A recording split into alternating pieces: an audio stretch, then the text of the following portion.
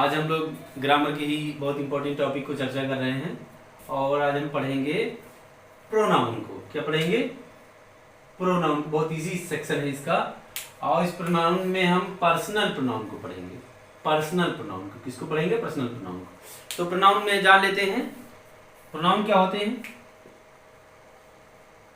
Generally आप जानते होंगे लेकिन प्रोनाउन बता देते हैं।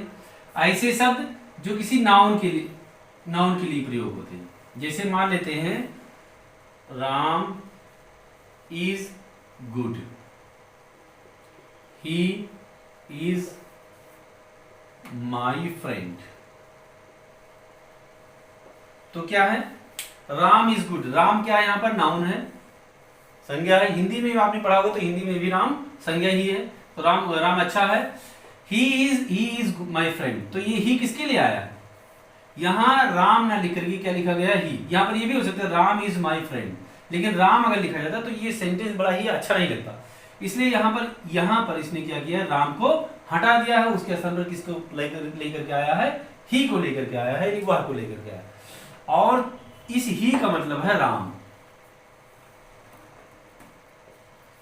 इस राम जो ही का मतलब है राम, और इस यानी राम का मतलब ही। बात समझ में आई? तो यानी ही का यूज जो है वो राम के लिए किया गया है। तो राम के स्थान पर किसका प्रयोग किया गया? ही का प्रयोग है। तो कुल मिलाकर ही जो आपका हुआ वो है आपका प्रोनाउन। तो प्रोनाउन ऐसे होते हैं। अब उसमें भी हम चर्चा कर रहे हैं पर्सनल प्रोनाउन की। पर्सनल प्रोनाउन कौन से होते हैं?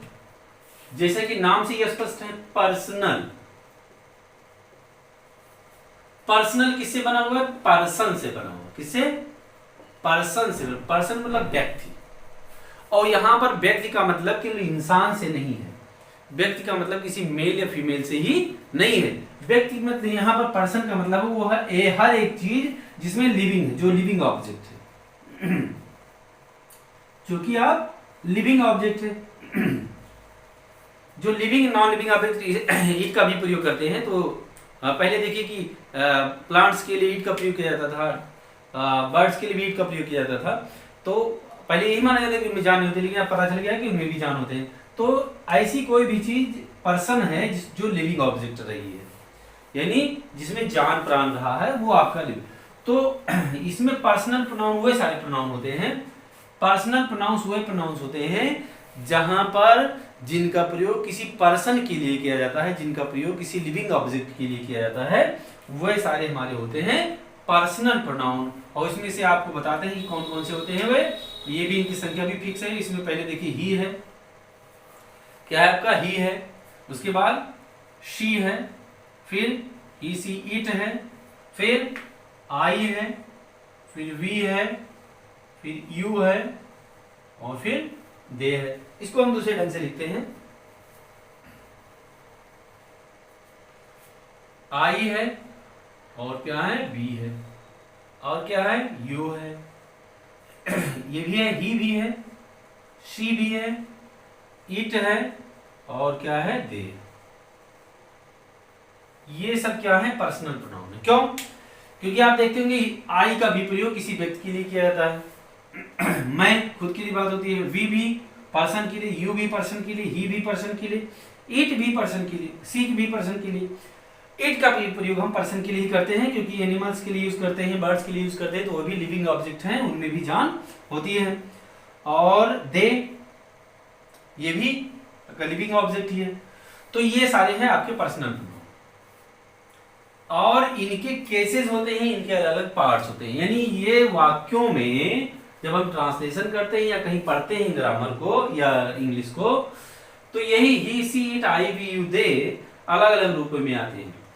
और इनको आप अगर कहीं देखेंगे, इन सातों ये कितने हुए? 1 2 3 4 5 6 7 हुए। इन सातों को आप जब कहीं देखेंगे तो इनको आप जो है किसी न किसी सब्जेक्ट के रूप में ही देखेंगे। यानी किसके स्तर पर देखेंगे? सब्जेक्ट के स्तर में, सब्जेक्ट के रूप में। और चूंकि ये सब्जेक्ट के स्तर पर प्रयोग होते हैं, इसलिए इन्हें सब्जेक्टिव कहा जाता है। क्या कहा जाता है? Subjective case.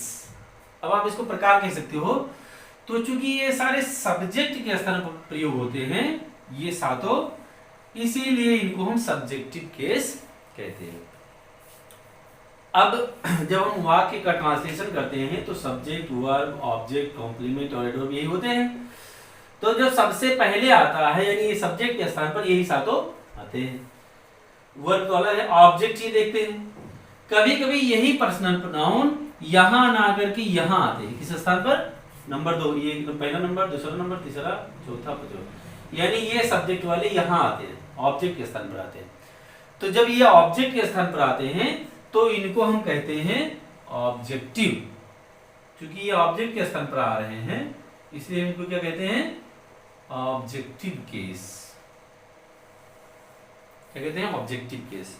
और ऑब्जेक्टिव केस थोड़ा अलग होता है इससे। आई का होता है मी। क्या होता है? मी। वी का होता है अस। यू का यू ही होता है। ही का हिम होता है। शी का हर होता है। इट का इट ही रहता है और दे का देम आता है। इसलिए अगर आपने पैसिव वॉइस बनाया होगा तो जब सब यानी आई सब्जेक्ट के स्थान पर उठ करके ऑब्जेक्ट के स्थान पर जाता है तो आई का क्या हो जाता है? मी। वी का अस हो जाता है और ही यू का यू रहता है। ही का हिम, सी का हर और दे का देम, ये बताया जाता है। क्यों? क्योंकि जब ये अभी सब्जेक्ट के स्थान पर था तो सब्जेक्टिव केस था और जब ये उठ करके यहां आता है तो ऑब्जेक्टिव केस हो जाएगा।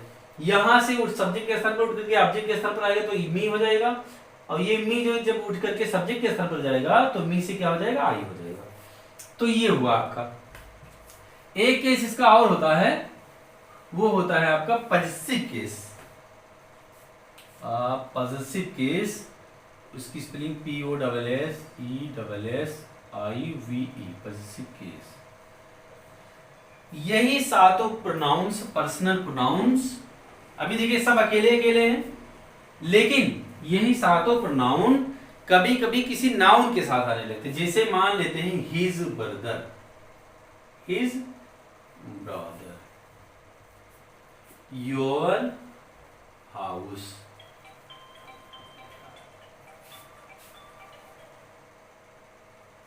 Your house, my pen. तो देखिए ये ब्रदर क्या है? नाउन है। हाउस क्या है? नाउन है। पेन क्या है? नाउन है। तो ये सारे जो है ये पॉजेसिव केस है। क्यों? क्योंकि इनके बाद में कोई ना कोई नाउन पजेस हो रहा है, इनके बाद में कोई ना कोई नाउन आ रहा है। तो ये जो पॉजेसिव केस होता है देख लेते हैं। आई और मी का पॉजेसिव होता है माई। आप देखते हो माई ब्रदर लिखते हैं, माई पेन लिखते हैं, माई सिटी लिखते हैं।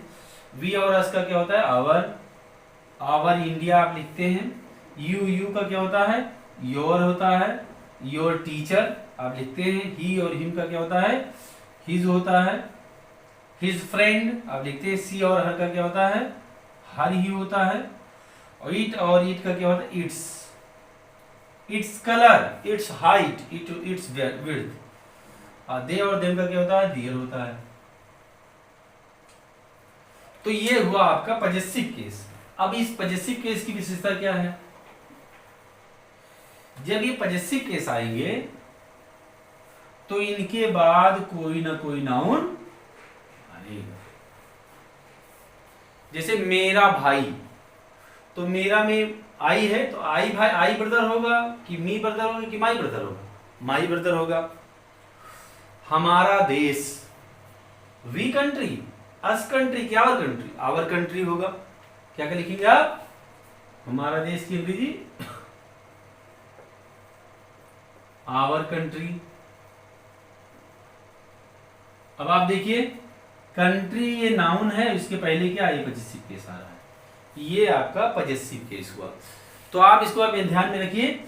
बस यही चीज आपको ध्यान में रखना है कि सब्जेक्टिव, ये सब्जेक्टिव केस सब्जेक्ट के स्थान पर आता है, ऑब्जेक्टिव केस ऑब्जेक्ट के स्थान पर आता है, और ये पॉजेसिव केस कहीं भी आ सकता है। सब्जेक्ट के स्थान पर भी आ सकता है और ऑब्जेक्ट के स्थान पर भी आ सकता है, लेकिन कॉम्प्लीमेंट के स्थान पर भी आएगा। लेकिन जब भी आएगा तो ये हमेशा किसी न किसी नाउन के साथ आएगा। किसके साथ आएगा? किसी न किसी नाउन के साथ आएगा। कभी कभी ऐसा होता है कि जैसे माई है, जैसे माइन, आप कहते हैं कि यह मेरा है, यह मेरा है, मेरा है। आप यह मेरा घर है ना कह करके यह मेरा है। तो आप अगर ये लिखेंगे दिस इज माई, नहीं माई गलत हो जाएगा, क्योंकि जैसे ही माई लिखेंगे तो ये माई है आपका क्या, कौन सा केस है, पॉजेसिव केस है। और इस माई के बाद में आपको क्या लिखना चाहिए, कोई ना कोई नाउन लिखना चाहिए। तो कुल मिलाकर के ये हो जाएगा गलत। इसलिए क्या करते हैं, पॉजेसिव केस में जब नाउन नहीं आता है तो उसके लिए थोड़ा शॉर्टकट है, कुछ वर्ड्स हैं, जैसे माई में कभी आप माइन लिखा देखेंगे, दिस इज माइन, क्या लिखेंगे आप, this is mine, this is mine. मतलब यहां माई के बाद में नाउन लिखना मजबूरी थी हमारी, लेकिन माई के बाद में नाउन है ही नहीं, तो हम क्या लिखें, तो इसलिए माई को इसी माइन बना दिया जाएगा। आवर का आवर्स, योर्स और जो है दियर्स, ये सारे हैं आपके। तो हमेशा ये ध्यान में रखिए कि जब पॉजेसिव केस आएगा तो उसके बाद क्या आएगा, कोई ना कोई नाउन आएगा। ये है आपका सब्जेक्टिव केस, सब्जेक्ट के स्थान पर आता है। ये है आपका ऑब्जेक्टिव केस, ऑब्जेक्ट के स्थान पर आता है। ये आता है आपका पॉजेसिव केस है, ये कहीं भी आ सकता है, यानी सब्जेक्ट और ऑब्जेक्ट के स्थान पर आ सकता है।